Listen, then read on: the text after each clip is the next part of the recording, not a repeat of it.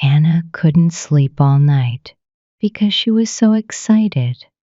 Early in the morning, her dad called out to her, "Come on, Anna, get up. We've got a long walk to the station." Anna quickly got dressed and was ready in no time. She was too nervous to eat breakfast. She was going to visit her aunt in Naira, and it would be her first time traveling alone on a train.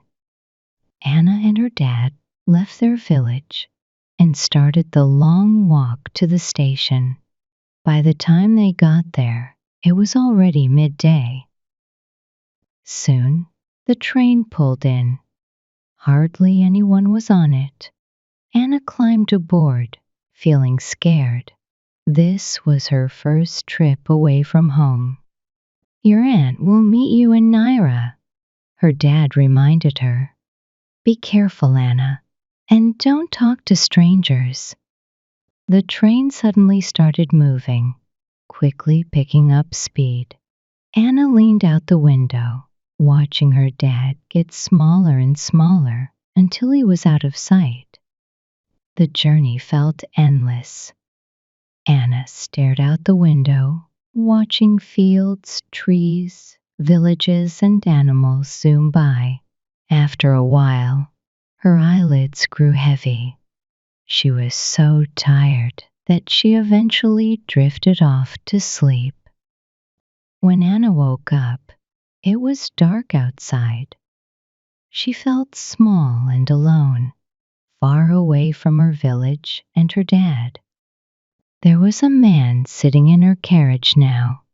He was big and strong, with a mean-looking face and very short hair. Something about him made Anna feel uneasy. He smiled at her, but it wasn't a friendly smile. "Hey there," he said. "You're awake now, huh? So where are you headed?" Anna quickly remembered what her dad had told her. She didn't say a word. "Are you heading to Polona?" the man asked. Anna blinked in surprise. "No, I'm going to Naira," she replied. "Naira?" the man said with a laugh. "Oh, no. We passed Naira 2 hours ago while you were asleep." Anna felt her stomach drop. She sat frozen in her seat, her hands gripping her bag. The carriage felt warm, but her whole body was cold. "Wait, we already passed Naira?" she whispered. "Yep," he nodded, matter-of-factly. Panic crept in as Anna thought about how to get back to Naira. Would the ticket cost money? She didn't have any extra cash. And what about her aunt, who was probably waiting at the station, worried sick? "Don't stress," the man said with a reassuring smile. "I'll help you out. What's your name?" "Anna," she said hesitantly. "My name's Sam," he said. "You can trust me, Anna." Anna studied him carefully. Sam's face was rough and intimidating. He had a long scar across his cheek that made him look dangerous, but the way he spoke seemed kind. Could she trust him? Anna wasn't sure. The train started to slow down. Sam stood up and looked out the window. Anna noticed a folded newspaper on his seat. On the back page was a photo, and it was Sam's face staring back at her. Above the picture, the headline read, "This man is a dangerous fighter." Her heart raced. Now she knew for sure. Sam wasn't just some helpful stranger. He was dangerous, maybe even a criminal. She needed to be cautious and find a way to escape. Sam turned back from the window. "We're almost at Polona," he said. Stick with me, Anna. I'll take care of you. The train came to a stop. Anna jumped to her feet, her heart pounding. She bolted for the door, desperate to get away. But the door was heavy, and no matter how hard she pulled, it wouldn't budge. Sam walked up behind her. Here, let me get that for you, he said, effortlessly opening the door. Anna froze. She wanted to run, but fear kept her rooted in place.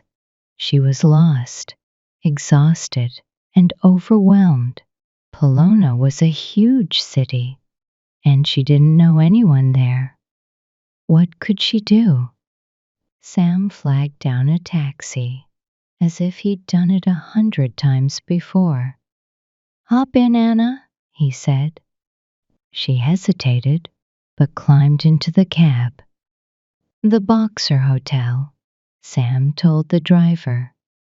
The taxi drove through the busy streets of Polona. The roads were wide, packed with cars, and lined with shops and people rushing around. After a while, the taxi turned into a small, dimly lit street and came to a stop. Sam got out, paid the driver, and motioned for Anna to follow. She glanced nervously up and down the shadowy street.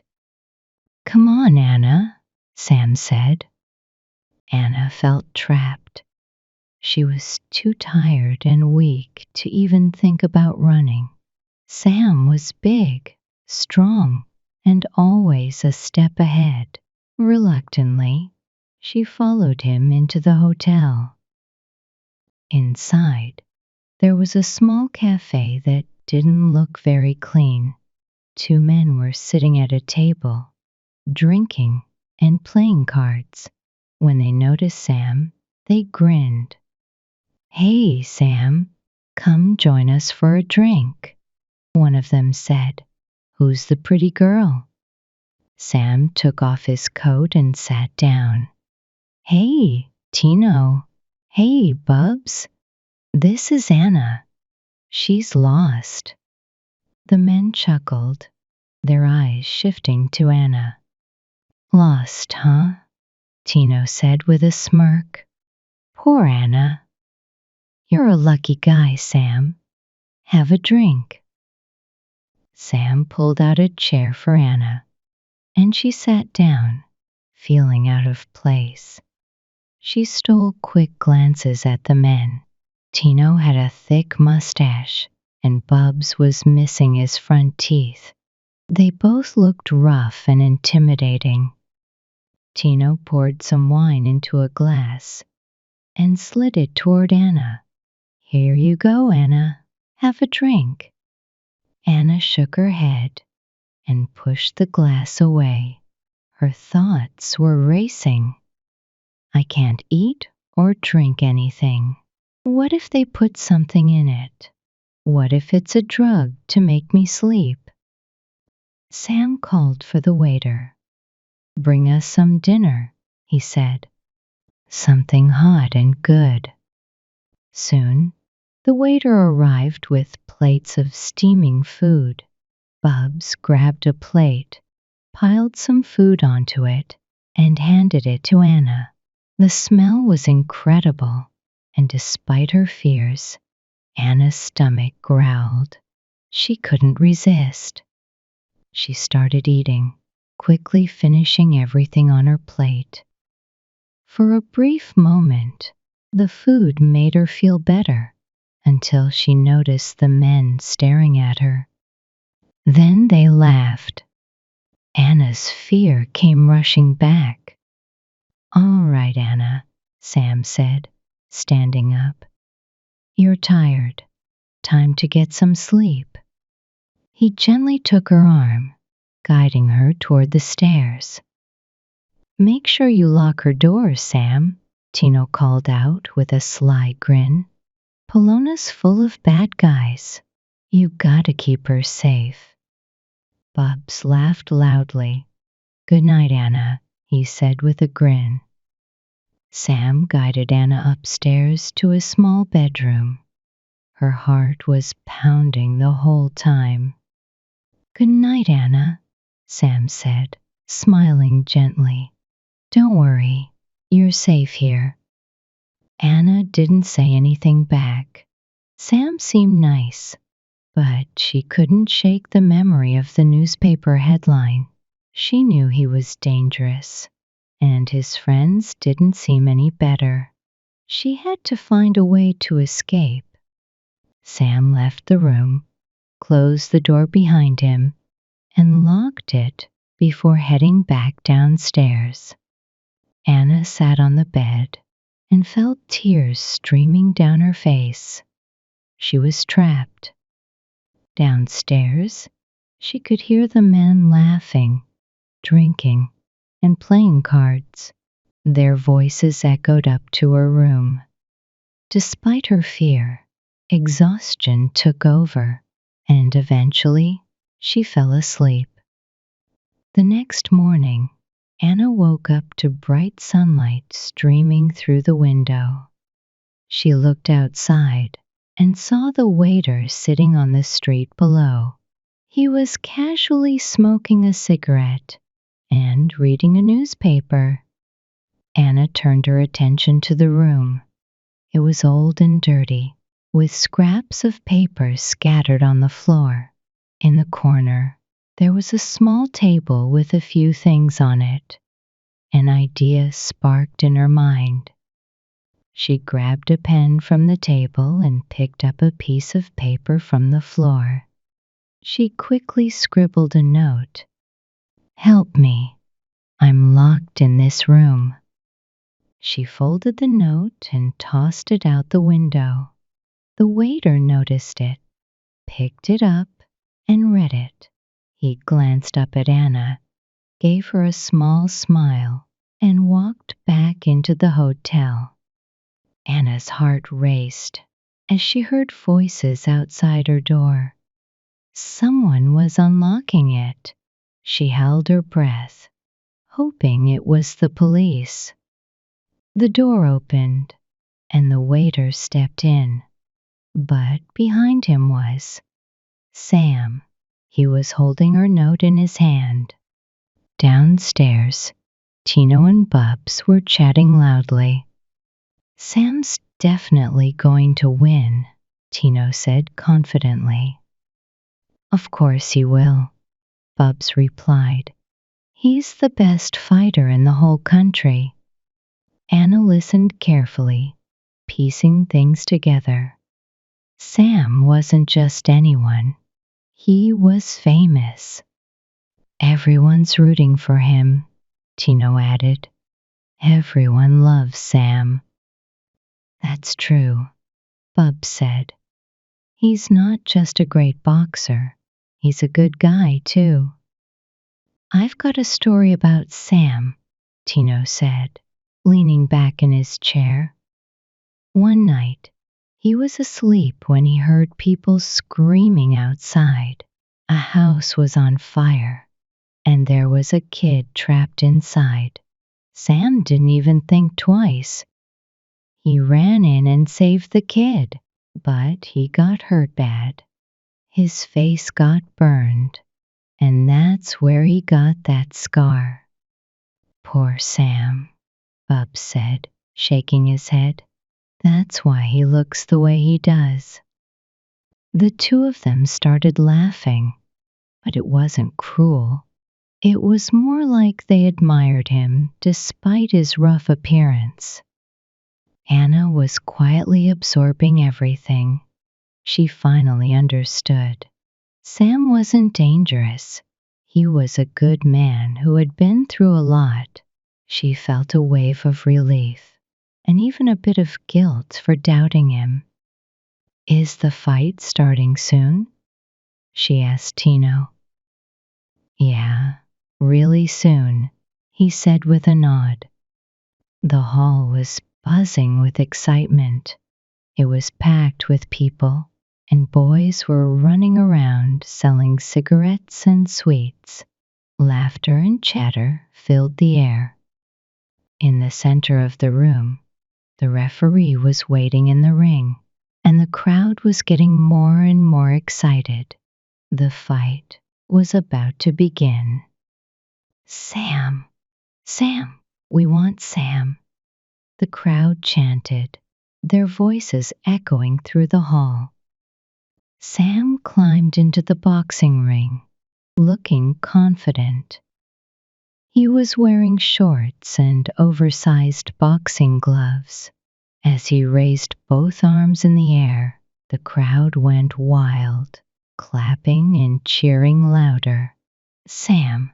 Sam! They shouted. The other fighter, Danny, entered the ring. He was huge, muscular, and intimidating. Here comes Danny, Tino said, nodding toward the ring. He's a tough fighter, really good. Anna's stomach twisted with worry. Don't stress, Anna, Bub said, grinning. Sam's the best boxer in the country. He's got this. In the center of the ring, the referee called Sam and Danny over. He spoke to them quietly for a moment, probably explaining the rules. Then, the two fighters shook hands. They returned to their corners, waiting for the signal to start. The bell rang, and the fight began. Danny was younger, quicker, and definitely skilled. He darted around the ring, trying to land punches on Sam, but Sam was sharp. He dodged every attempt with ease. Sam's long arms worked to his advantage. He struck back, landing several solid hits on Danny. Anna gripped the edge of her seat, her heart racing. The fight dragged on, both boxers giving it their all. Sam kept landing hits, but Danny refused to go down. As the match wore on, Sam started to slow. He looked tired, his movements less crisp. Anna's worry grew. The crowd, however, wasn't losing faith. Sam! Sam! They yelled. Anna couldn't hold back. She joined in, shouting, Sam! Sam! Come on, Sam! Watch out! Tino and Bubs were just as loud, cheering Sam on. Then Danny landed a hard punch right to Sam's face. Blood trickled from Sam's nose, and one of his eyes was nearly swollen shut. But Sam wasn't done. He pushed forward, summoning every ounce of energy he had left. With a powerful punch, he struck Danny squarely, sending him crashing to the ground. Danny lay motionless as the referee began counting. 1, 2, 3. Danny twitched, trying to get up but failing. 4, 5, 6. Still no movement. 7, 8, 9. Danny tried again, but collapsed back onto the mat. 10. The referee waved his arms. The fight was over. Sam had won. The crowd erupted into cheers. Anna couldn't stop laughing and clapping. Well done, Sam. You did it, she shouted, her voice drowned out by the roaring audience. Sam, we want Sam, we want Sam, the crowd continued chanting. Tino and Bubs guided Anna to the dressing room, where Sam was resting after his big win. She couldn't wait to tell him how incredible he was. Hey, Sam, Anna said with a big smile. You were amazing. Sam looked surprised. "Oh, hi, Anna," he replied. "You're different now. You didn't even talk to me before." Anna looked a little embarrassed. "I'm sorry, Sam. I was scared." Sam nodded. "I get it. I'm big and, well, not exactly handsome. You thought I was trouble, but I'm not a bad guy, Anna." "I know that now," Anna said. "I was wrong. I'm not scared anymore." Sam's face lit up. "Glad to hear that. Come on, let's get you to Naira. Your aunt must be worried sick." Anna said goodbye to Tino and Bubs, thanking them for their kindness. Then she hopped into a taxi with Sam. The ride to Naira was long, but Anna wasn't nervous anymore. She had so many questions for Sam, and they talked nonstop. Time flew by, and before they knew it, they arrived in Naira. It was already dark. Sam seemed to know the town well. He quickly found Anna's aunt's house and knocked on the door. The door creaked open, and Anna's aunt appeared, her face full of worry. When she saw Anna, her eyes filled with tears. "Anna, oh, thank God you're here," she cried, pulling Anna into a hug. Then she noticed Sam standing behind her niece. His face was bruised and cut from the fight, and he looked rough. "Anna," her aunt said nervously, "who is this man?" Anna quickly explained. "Auntie, don't worry. This is Sam. I fell asleep on the train and missed Naira Station. Sam found me, took care of me, and even brought me here in a taxi." Her aunt squinted at Sam, unsure. "Wait here," she said, disappearing inside. A moment later, she returned with a newspaper. She held it up, showing a photo on the back page. "Are you Sam the boxer?"